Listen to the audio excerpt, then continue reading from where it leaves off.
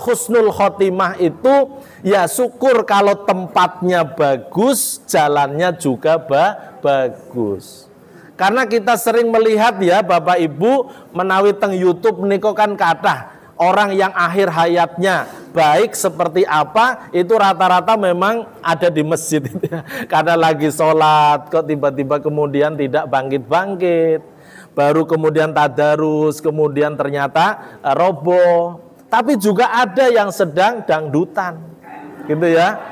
Nah ini kan juga ada yang sedang dangdutan, ada yang sedang macam-macam. Ya maka dari itu mari sama-sama kita memohon kepada Allah. Ini juga ada doanya agar tetap ada akhir hayat kita dalam lindungan Islam dan iman kita tetap ada. Dan kita juga husnul khotimah. Yuk Allahumma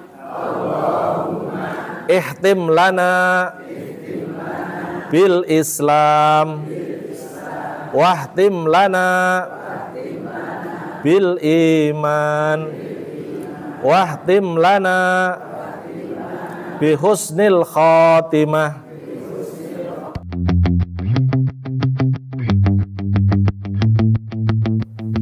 Assalamualaikum warahmatullahi wabarakatuh.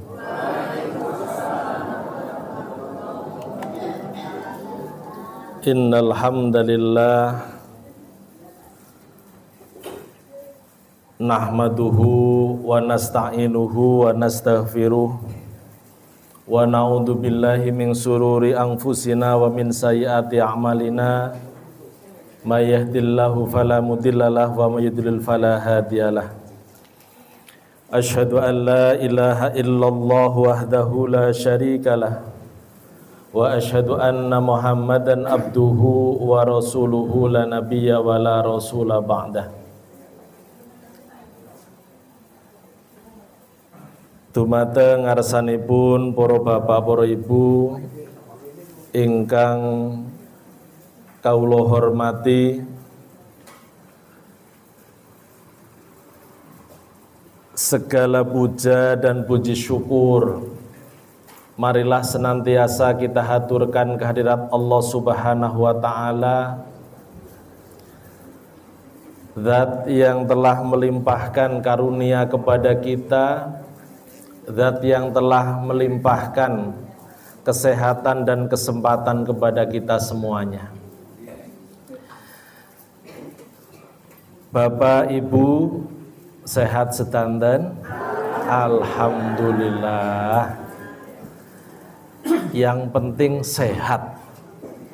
Kalau Allah sudah memberikan kesehatan kepada kita, maka bagaimana kita menyikapi kesehatan itu untuk bisa lebih dekat kepada Allah Subhanahu wa ta'ala. Karena sekian banyak saudara-saudara kita, tetangga kanan kiri kita yang Allah sedang uji, sedang dicoba oleh Allah Subhanahu wa ta'ala dengan sakit. Mungkin bangun tidur kok rada ngeliyer. Mungkin ada yang sejak mau tidur nggak bisa tidur karena rasanya awak kok ngetok-ngetok. Rasanya panas, sumuk. Bangun tidur tidak nyaman, bahkan mau bangkit untuk ambil air wudhu saja rasanya menggigil. Nah ini kados mekaten biasa. Orang-orang yang seperti ini kalau kemudian diuji, dicoba oleh Allah Subhanahu wa ta'ala,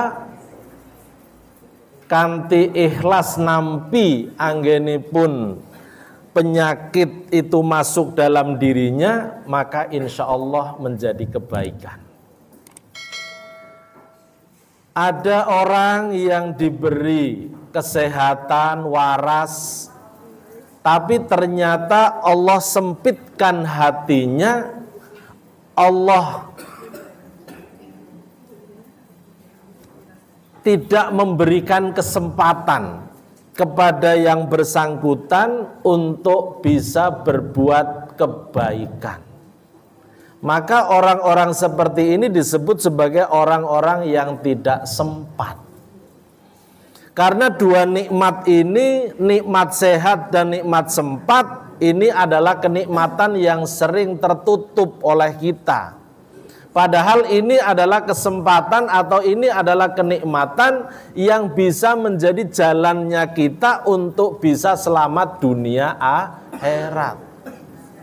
Maka nikmat sehat dan nikmat sempat, monggo kula lan panjenengan sami saged terus disyukuri dengan rasa bahagia kepada Allah Subhanahu wa taala.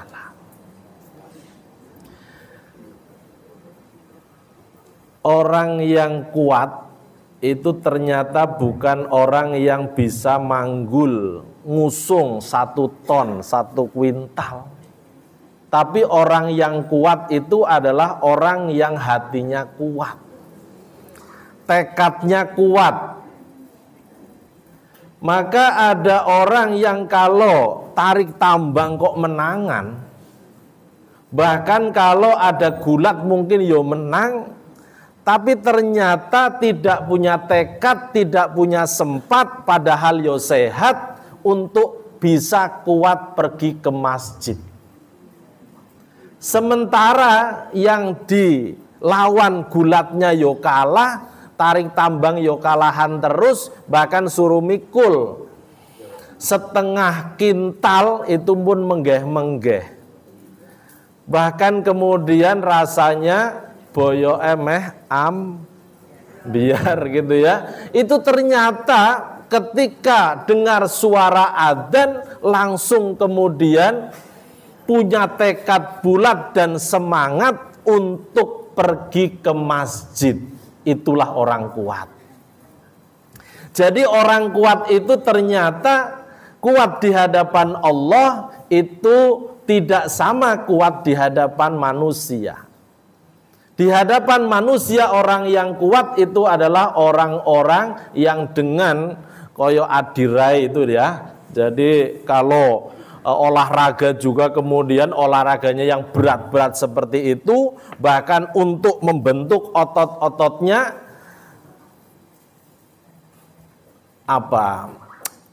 asupan gizinya itu teratur. Bahasanya kemudian kalorinya masuk berapa karena harus keluar berapa itu dihitung. Bahkan telur sak petarangan entek.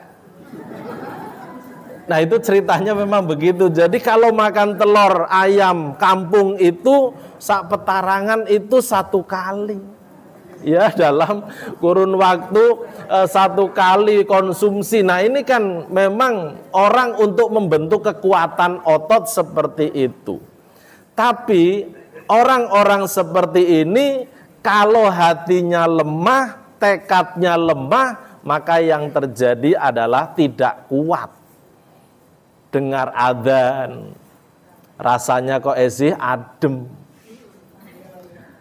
Sudah mau qomat, rasanya males mau mangkat.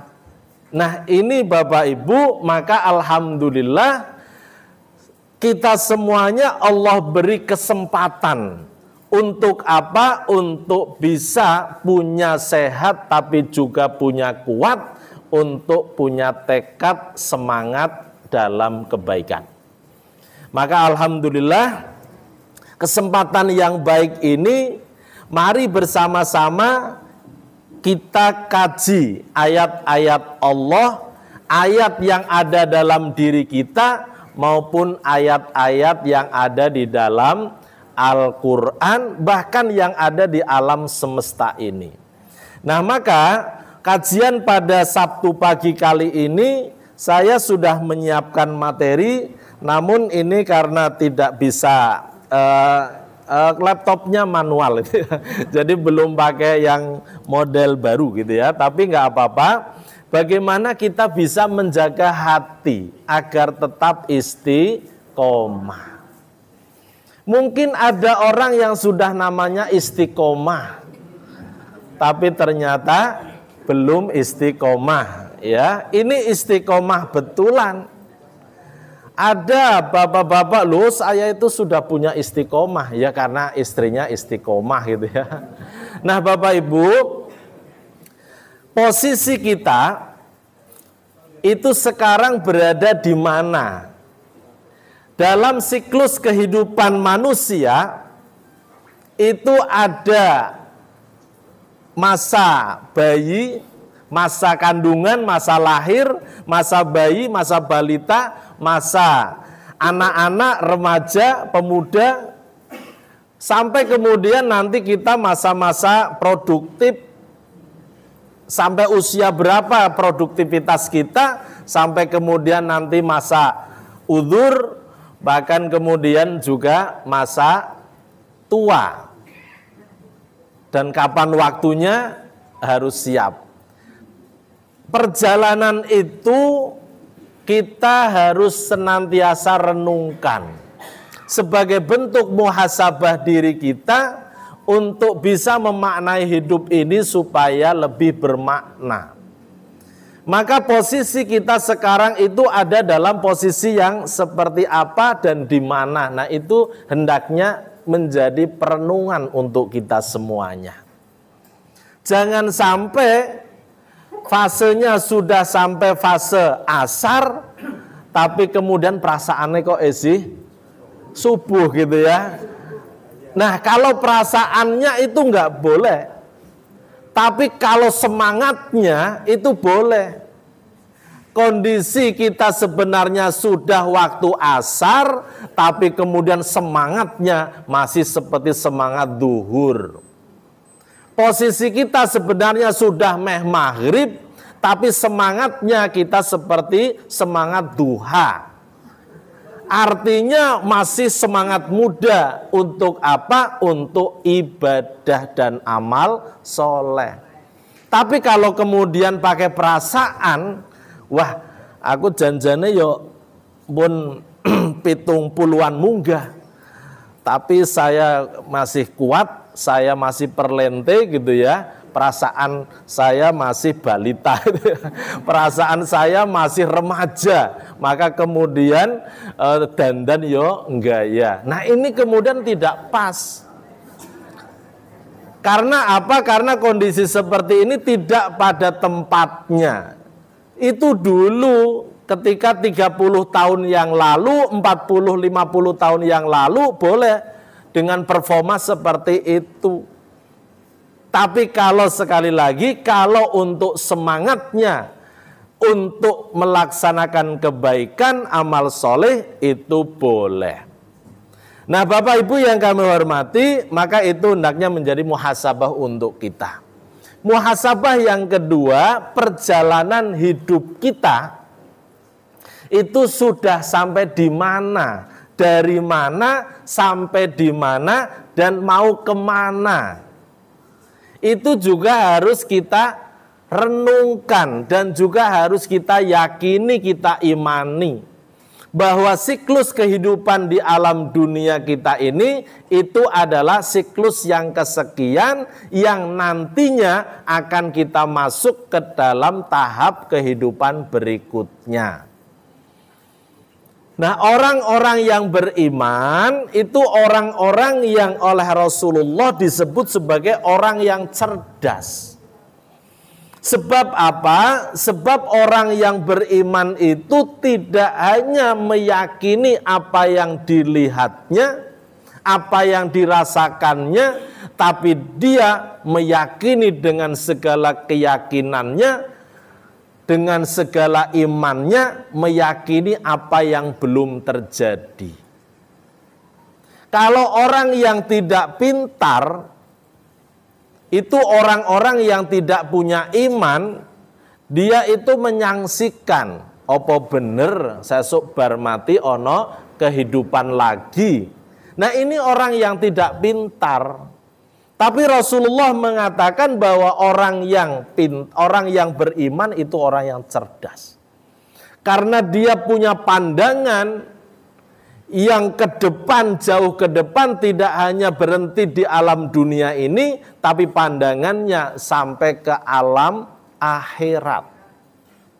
Nah, maka apa yang kita akan lakukan ketika kita sudah punya pandangan seperti itu? Nah, ini hendaknya perjalanan kehidupan manusia kita harus renungkan juga. Karena dari masa yang kemarin kita masih berada di kandungan ibu, masih ada di rahim ibu, sampai kemudian kita sudah lahir dan sekarang kita sudah di alam dunia, sampai kemudian nanti kita masuk ke alam barzah, alam kubur, sampai kemudian nanti ada proses-proses yang panjang berikutnya. Sampai kemudian Allah menghancurkan seluruh kehidupan di muka bumi ini, di alam dunia, alam semesta ini, sampai kemudian nanti ada hari kebangkitan. Nah, ini kita yakini betul, sampai kemudian kita nompo kitab catatan-catatan kita untuk kita pertanggungjawabkan, untuk dihisap, dihitung, ditimbang-timbang, mana yang abot, mana yang ringan. Sampai kemudian akhirnya hari keputusan itu tiba untuk kita kemana, surga atau neraka. Nah, itu hendaknya juga senantiasa menjadi perenungan untuk kita semuanya.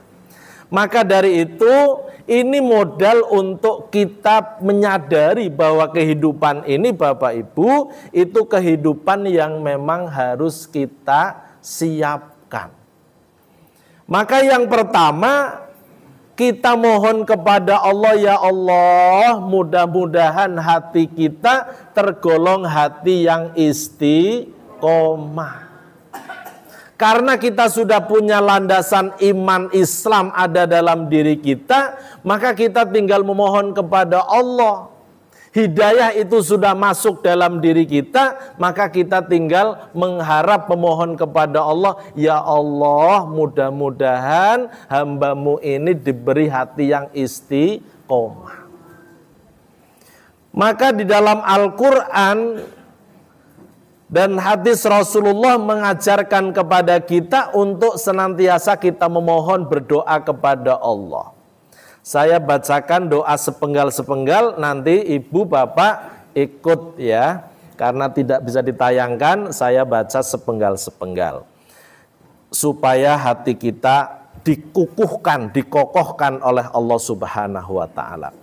Bismillahirrahmanirrahim. Rabbana la tuzigh qulubana ba'da idh hadaitana wa hab lana min ladunka rahmatan innaka antal wahhab. Ayat 8 dari surat Ali Imran. Ya Tuhan kami, janganlah Engkau jadikan hati kami condong kepada kesesatan sesudah Engkau beri petunjuk kepada kami, dan karuniakanlah kepada kami rahmat dari sisi Engkau ya Allah, karena sesungguhnya Engkau Maha Pemberi karunia. Karena kita sudah diberi petunjuk hidayah oleh Allah Subhanahu wa ta'ala berupa jalan yang lurus, dinullah, dinul Islam, dan iman kita tetap mantap, maka kemudian kita memohon kepada Allah agar kita dibimbing. Berupa karunia Allah itu memberikan bimbingan kepada kita supaya kita tetap istiqomah, hatinya tidak condong kepada hal-hal yang sesat. Ini permohonan kita di dalam Al-Quran surat Ali Imran ayat 8. Kemudian ada tuntunan untuk kita diberi ketetapan hati. Ditirukan, ya muqallibal qulub Tsabbit qalbi ala dinik ya muqallibal qulub. Tsabbit qalbi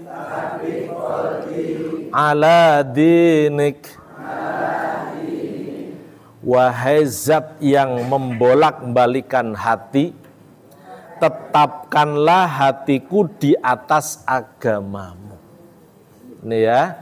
Jadi kita memohon kepada Allah Subhanahu wa taala agar agama yang sudah ada dalam diri kita ingkang sampun kula lan panjenengan ngugemi itu untuk tetap ada dalam diri kita. Maka kita mohon kepada Allah untuk bisa menetapkan hati kita supaya kita masih dalam lindungan dinullah, dinul Islam. Yang terakhir dari tuntunan doa yang diriwayatkan oleh Imam Muslim, Allahumma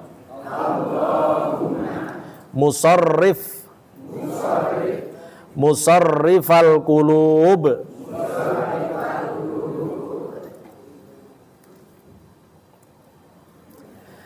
Kita lanjutkan, Allahumma musarrifal qulub, sarrif qulubana ila ta'atik. Allahumma musarrifal qulub, sarrif qulubana ila ta'atik. Nah, ini permohonan kita berikutnya. Ya Allah, zat yang mengurus seluruh hati, zat yang menguasai hati, arahkanlah hati kami ya Allah terhadap ketaatan kepadamu. Jadi permohonan kita itu nyasar untuk hati kita masing-masing. Maka tadi kita memohon kepada Allah agar hati kita istiqomah, karena ternyata betul yang punya pengaruh besar terhadap jalannya tubuh fisik kita itu adalah hati. Maka mari sama-sama kita senantiasa istiqomah di dalam menjaga hati kita. Nah, kemudian setelah kita berusaha muhasabah dalam kehidupan kita jalankan, keyakinan kita kuatkan, kemudian bagaimana kita bisa istiqomah dalam memanage hati kita, kemudian kita memohon kepada Allah agar apa? Agar akhir hayat kita di alam dunia kita ini itu bisa husnul khotimah. Cita-cita kita itu. Apa artinya sukses di dunia? Apa artinya kita kemudian punya kemewahan di dunia? Bahkan orang banyak menyanjung kita. Tapi ketika akhir hayatnya, orang kemudian pada ngerasani kita. Apa artinya ketika kita kemudian terpampang menjadi orang yang hebat di mana-mana, tapi kemudian ketika kita menghadap kepada Allah tidak ada kehebatan sedikit pun, bahkan kemudian dilupakan. Orang-orang yang solih namanya akan terus harum. Orang-orang yang solih namanya terus kemudian akan kekal, terkenang dan dikenang sepanjang masa oleh kita. Nah, maka dari itu kaum muslimin yang dirahmati Allah Subhanahu wa taala, kita memohon kepada Allah supaya kita bisa mengakhiri kehidupan ini kapanpun waktunya, dimanapun kita berada, husnul khotimah. Husnul khotimah Pak, apakah mesti harus meninggalnya di masjid? Tidak. Lupa, tapi ada di YouTube itu ada yang lagi sujud itu kemudian kok mboten tangi-tangi, ternyata mpun sedo. Itu juga tanda-tandanya. Kemarin ada di koran itu meninggal di masjid. Setelah masuk masjid kemudian keluar, akhirnya kemudian meninggalnya di pelataran masjid. Itu datang dari masjid. Karena di luar masjid digebuki. Nah ini enggak husnul khotimah gitu ya. Karena masuk masjid ternyata ngambil kotak infak gitu ya, sampai di luar masjid digebuki. Nah ini kan juga dari masjid gitu ya. Artinya bukan tempatnya di mana untuk kita husnul khotimah, tapi jalannya itu seperti apa. Saya kemarin baru kemudian dimintai persetujuan untuk penetapan tarif pasien yang meninggal dunia. Karena dalam diamanati teng PKU Gamping itu kemarin nyuwun nyuwun tanda tangan, ini biayanya sampai 40 juta, nggak punya BPJS, tidak tercover oleh BPJS karena memang nggak punya BPJS. Mestinya kalau punya ya itu kemudian tercover semuanya kemudian untung gitu ya. Tapi ternyata tidak punya. Setelah kemudian saya tanyakan lebih lanjut, lah gimana keadaan rumah tangganya, nggak mampu. Kita kemudian harus bantu, kalau nggak bantu ya kemudian memang juga tidak ada pemasukan untuk biaya tersebut. Bahkan ini kemudian ketika mau pulang ke Blora, itu juga kemudian nggak ada biaya. Setelah sekian lama, sekian masa untuk dirawat, karena kondisinya memang buruk, kemudian Allah memanggilnya, Allah kemudian menentukan lain, yang bersangkutan meninggal dunia. Ini mahasiswa. Ternyata kecelakaan, dan kecelakaan ini diakibatkan itu oleh yang bersangkutan habis minum minuman gitu ya. Nah ini mabok ya, kemudian maka kecelakaannya radi nemen gitu ya, karena banter meninggal. Nah kemudian di total 40 juta belum ada yang mengcover karena orang tua juga tidak mampu. Lah yang ora mampu kok ya mabuk-mabukan itu ya. Artinya kemudian ini. Nah itu kemudian kan saya ditanya, ini gimana Tat, ini pakai dana apa? Pakai dana lazismu ya? Eman gitu ya. Karena jalannya ya kita yang kemudian sesama manusia kita kemudian juga kadang punya perasaan mesake dan sebagainya. Tapi karena lantaran jalannya dia kecelakaan itu karena lantaran kemaksiatan seperti itu, maka kemudian kan kita juga mau bantu rodo piye gitu ya. Awal gitu ya.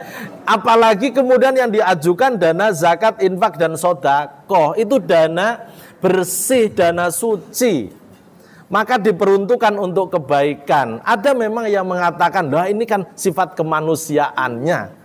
Ya, sifat kemanusiaannya itu kemudian ada, tapi jangan pakai dana itu, saya bilang gitu. Jangan pakai dana zis mesake yang menyumbang zakat, infak dan sedekah. Nah, maka kemudian kita alokasikan alokasi dana sosial lainnya gitu ya. Dana sosial lainnya itu kalau istilah perbankan itu namanya dana non halal gitu ya. Itu dana non halal itu bukan berarti dana haram gitu ya. Tapi istilah perbankan itu ada istilah dana non halal. Saya ketika tanya ke perbankan, wah ini kok dana non halal berarti haram ya Mbak? Mboten, ini dana-dana yang kemudian kita belum punya ikrar gitu ya. Jadi mungkin ada dana nasabah yang kemudian selisih dan lain sebagainya, tapi kemudian belum diikrar, kan dikumpulkan menjadi dana sosial yang oleh perbankan disebut dana non halal gitu ya. Nah, jadi dana non halal di sini memang diperuntukkan untuk sosial-sosial umum seperti ini kita sampaikan. Nah, ini jalan seperti itu, ya tentu kemudian kita akan menjadi satu penilaian tersendiri ya. Maka dari itu untuk husnul khotimah itu ya syukur kalau tempatnya bagus, jalannya juga bagus. Karena kita sering melihat ya Bapak Ibu menawi teng YouTube niko kan kathah orang yang akhir hayatnya baik seperti apa itu rata-rata memang ada di masjid. Karena lagi sholat kok tiba-tiba kemudian tidak bangkit-bangkit, baru kemudian tadarus, kemudian ternyata roboh. Tapi juga ada yang sedang dangdutan, gitu ya.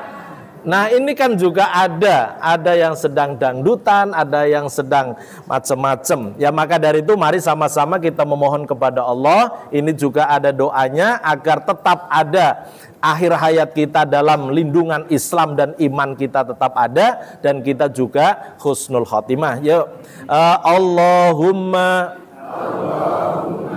ihtim lana bil Islam wahtim lana bil iman wahtim lana bi husnil khatimah. Allahumma ihtim lana bil Islam wahtim lana bil iman wahtim lana bihusnil khatimah. Ya Allah, akhirilah hidup kami dengan Islam. Ya Allah, akhirilah hidup kami dengan membawa iman. Dan ya Allah, akhirilah hidup kami dengan husnul khotimah. Supaya husnul khotimah, iman Islam kedah dijagi. Karena iman akan menjadi landasan. Man amila solihan min dzakarin au untha wa huwa mu'min.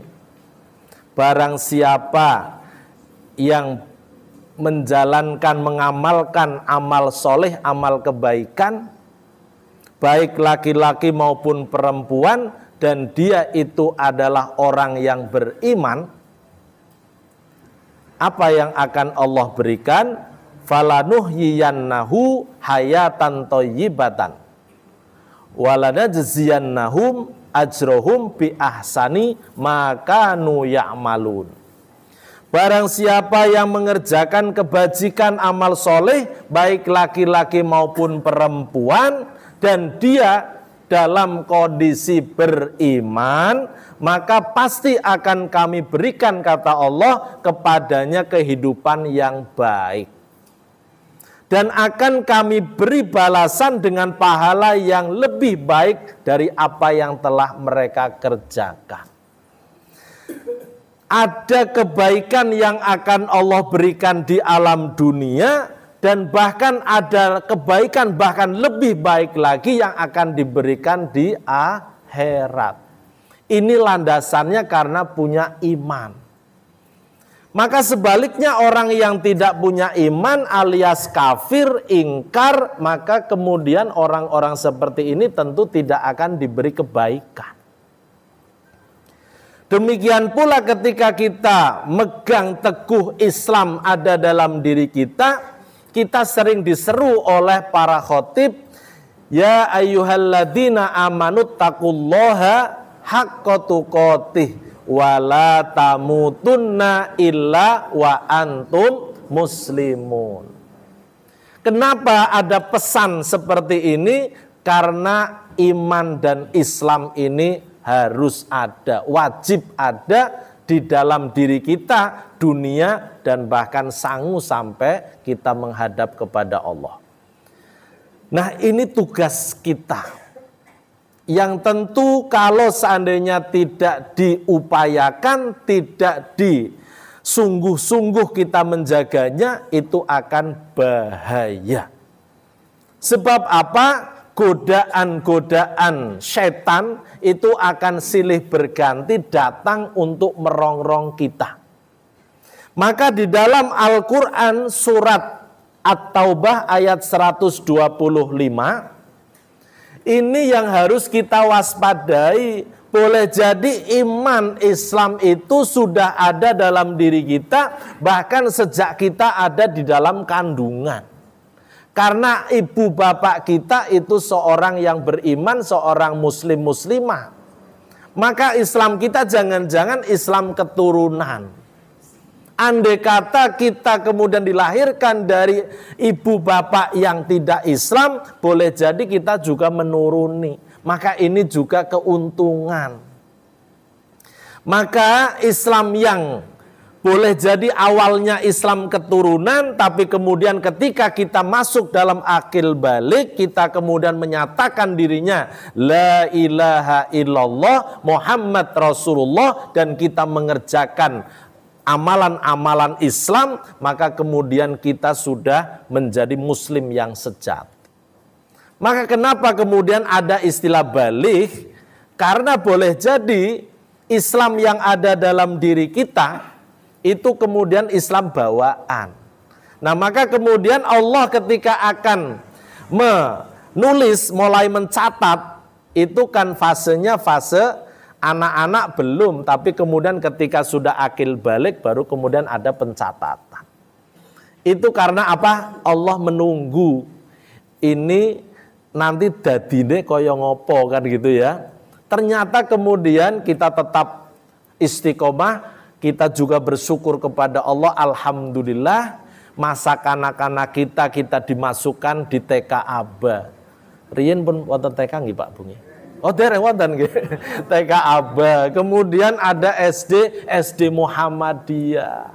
SMP Muhammadiyah, masukkan ke pondok-pondok Muhammadiyah. Ini kasih sayang seorang ayah, seorang ibu untuk menjaga iman yang tadi, warisan tadi, menjadi iman betulan. Maka pentingnya kita orang tua itu menyekolahkan anak-anak kita itu di sekolah-sekolah Muhammadiyah, sekolah-sekolah yang menjaga akidah iman Islam itu tadi.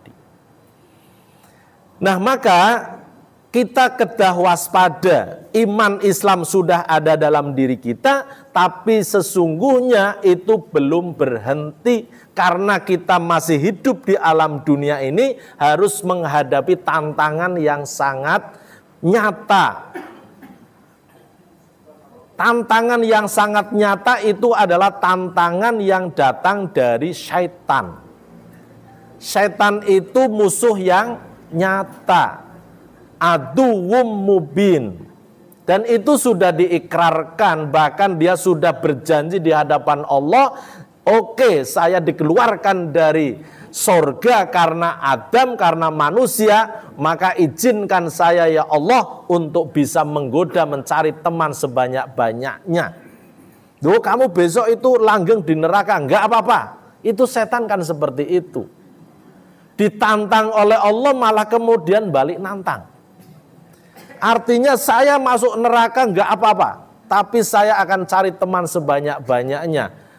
Bahasa kita kemudian rasudi gitu ya. Itu setan itu seperti itu. Nah, ini nanti godaan setan, penyakit hati nanti masuknya ke sana. Maka di dalam Al-Qur'an surat At-Taubah ini nyata bahwa ada penyakit hati dalam diri manusia.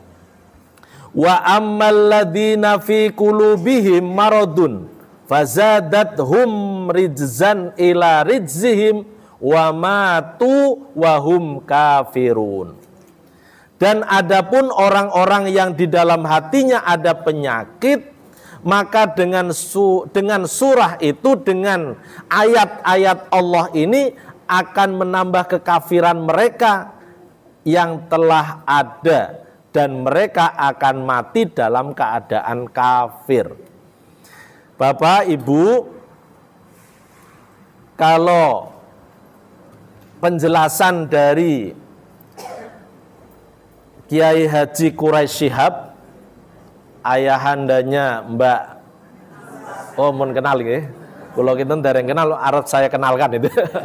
Ternyata pun kenal. Nggih, menika ternyata orang yang disebut sebagai orang yang hatinya ada penyakitnya itu ada dua golongan, yaitu orang kafir dan orang munafik.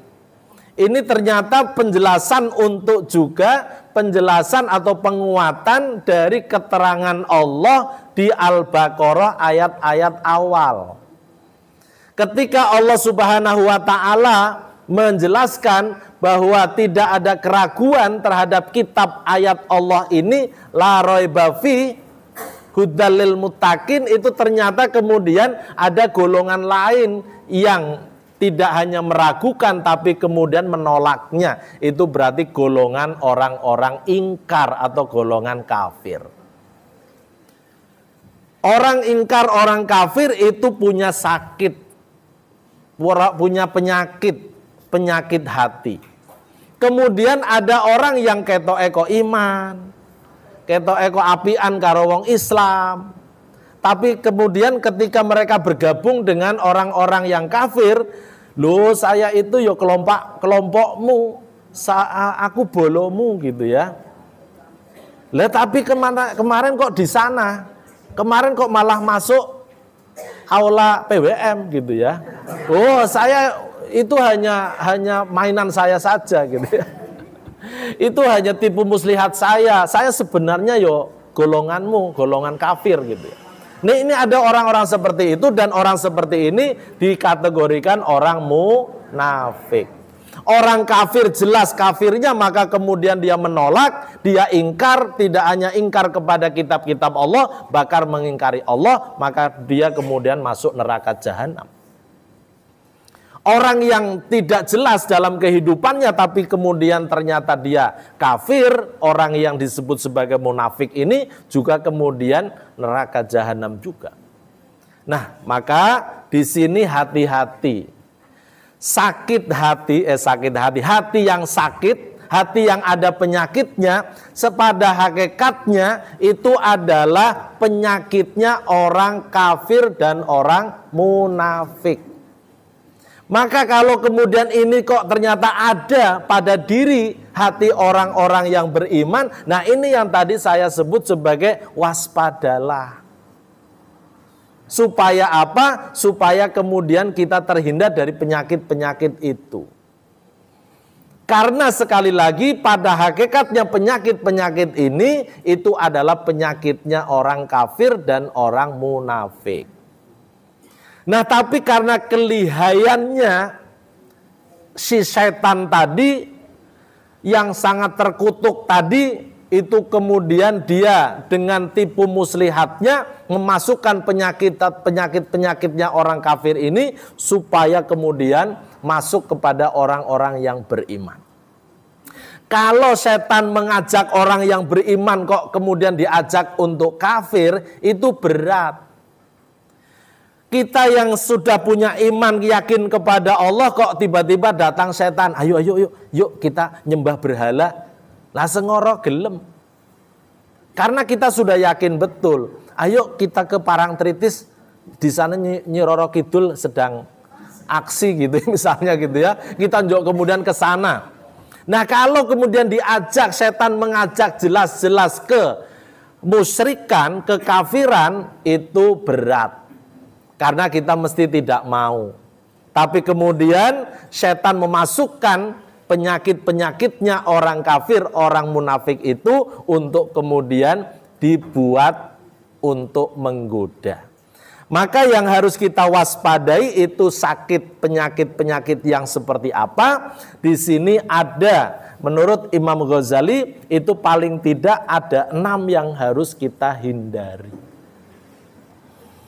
Yang pertama riya, pamer, ya. Yang kedua ujub, merasa soleh sendiri, walaupun namanya tidak soleh gitu ya. Merasa soleh sendiri, merasa alim sendiri, merasa ibadahnya paling bagus sendiri. Nah ini ujub. Kemudian kelompok pertama, yang ketiga itu takabur, sombong. Nah ini penyakit golongan pertama ingin menonjol-nonjolkan diri, itu kelompok riya, ujub, takabur.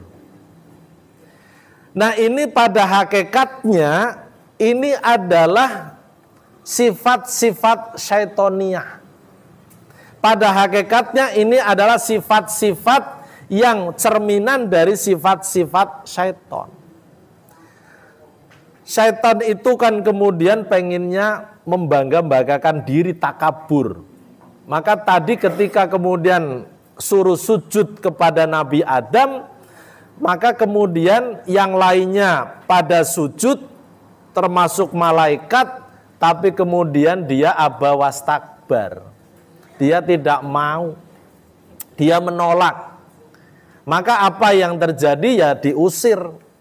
Kamu kalau nggak mau taat tunduk patuh kepadaku, maka keluar saja dari surga. Nah ini kan kemudian dia punya sakit hati, yang nanti pada akhirnya dia itu punya sifat hasad. Sifat hasad itu sifat iri dengki. Nah Bapak Ibu, riya, ujub, takabur kemudian hasad ini menjadi senjata bagi setan untuk piye caranya masuk ke dalam relung hatinya orang yang beriman. Karena dengan sifat-sifat seperti ini, senaoso kulolan panjenengan sami rajin anggenipun ngibadah dan amal sholih, nanging nilainya kosong. Lah kita kalau kemudian mau sholat kok niatnya tidak lillahi ta'ala, ya jelas tidak diterima. Kalau kita mau infak dan sedekah kok niatnya kemudian untuk pamer, biar kita dibilang orang yang dermawan, orang yang suka membelanjakan hartanya di jalan Allah, bahkan kemudian kita minta dicatat yang paling atas. Nah itu yang kemudian juga hati-hati. Boleh jadi nilai uangnya memang ada nilainya, tapi nilai pahalanya tidak ada. Nah ini setan itu akan berbuat seperti itu. Ora kafir, ora popo, sing penting sholatmu ora kanggo, sing penting zakat infakmu mboten ono nilaine. Nah itu mereka akan melakukan seperti itu setan itu. Bahkan mereka diajak untuk ujub. Untuk apa? Untuk menyombongkan. Ya kalau digoda dengan riya nggak bisa, ya sudah dengan ujub. Kamu itu ibadahnya yang paling bagus loh. Kamu ibadahnya paling bagus, maka kalau datang ke masjid itu kira-kira kemudian paling duluan. Supaya nanti orang kemudian ketika di belakangnya, itu siapa toh yang di depan, kok bola balik di depan, nah itu nanti akan memujimu. Nah itu akan digoda seperti itu. Maka dia kemudian semangat sekali duduk paling depan, sebelum adzan sudah duduk di depan. Tapi karena ada riya dan ujub tadi, maka nilainya kemudian tidak ada di hadapan Allah. Nah ini setan akan seperti itu. Nah ini yang kemudian tadi kita mohon, ya Allah jangan bolak-balikan hati, yang maha membolak-balikan hati, tetapkan hati kami supaya hati kami tetap ikhlas. Apalagi ketika fase berikutnya setan sudah mengajak untuk sombong, takabur. Kita dalam sejarah orang yang punya sifat takabur, sifat sombong, itu tidak hanya celaka di akhirat, tapi memasuki akhirat itu sudah direndahkan martabatnya. Kita tahu bagaimana orang-orang yang sombong yang digambarkan oleh Allah Subhanahu wa taala. Dalam akhir hayatnya kemudian direndahkan martabatnya oleh Allah karena dia takabur. Bahkan saking takaburnya, untuk memamerkan sekedar kekayaannya dia sudah tidak, maka dia kemudian bahkan menjadikan dirinya sebagai Tuhan. Iya toh? Seperti Raja Fir'aun. Bahkan Raja Namrud. Bahkan Raja Namrud itu kemudian, saya bisa membuat mati dan hidup. Maka kemudian diambil 2 orang. Satunya kemudian dimatikan, dibunuh, mati. Satunya dibebaskan. No, tenang toh, saya bisa membuat orang hidup dan orang mati. Ini kalau nggak saya matikan, ya urip gitu ya. Nyatanya ini nggak saya bunuh, ini hidup. Nah, saking sombongnya maka kemudian dia minta untuk disembah.